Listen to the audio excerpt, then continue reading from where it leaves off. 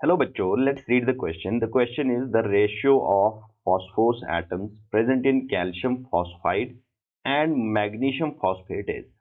So this is a MCQ question, multiple choice question है।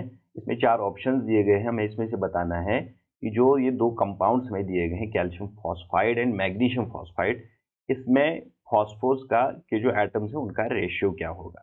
So is one A is 1:2, B is 2:1, C is 1:3 and D is 1:1. So let's see. तो guys जो की concept है कि इन compounds का हम पहले with the help of the criss cross method, जब हमें वैलेंसी किसी भी आयन या किसी भी एलिमेंट की पता होती है, with the help of this valency concept we can find the molecular formula.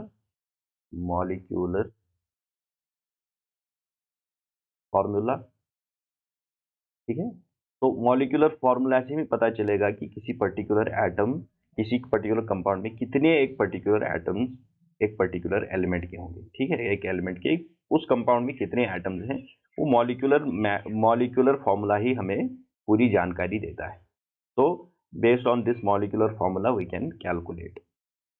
तो लेट्स सी, हमारे पास सबसे पहली चीज जो है दी गई है हमारे केस में, वी हैव कैल्शियम फॉस्फाइड। ठीक है, तो यहाँ कैल्शियम है और फॉस्फाइड आयन है। तो we have calcium, that is calcium 2 positive. ठीक है, और फॉस्फाइड आयन क्या होता है, it's phosphide is P3 negative. Okay, it is इस पे 3 नेगेटिव का चार्ज होता है। So just correct this is P3 negative. ठीक है, तो मीन्स इसकी वैलेंसी 2 होती है, इसकी वैलेंसी 3 होती है।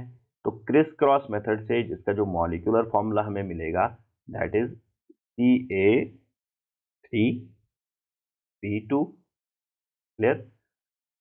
Next we have magnesium phosphate.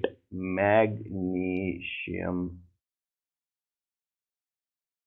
Phosphate, तो बच्चों इसमें एक तो मैग्नीशियम हमारे पास है, magnesium atom, it is Mg2+, इसका आयन बनता है। ठीक है, और जो फॉस्फेट आयन है that is PO4 3 negative, this is the phosphate ion. तो यहाँ वैलेंसी 2 है, यहाँ 3 है। तो बाय क्रिस क्रॉस मेथड हमें क्या मिलेगा, will be getting Mg3PO4 whole twice. ठीक है, तो अब एटम्स की बात करें, अगर इसमें हम देखें, if we now check in the phosphide, calcium phosphide में हमें देखिए फॉस्फेट के कितने एटम्स हैं, जो फॉस्फोरस हैं, फॉस्फोरस के 2 एटम्स हैं। ठीक है, और in case of magnesium phosphate, total phosphate के एटम्स कितने हैं, 2 एटम्स हैं, यहाँ भी 2 है। तो फॉस्फोरस यहाँ पे 2 एटम्स।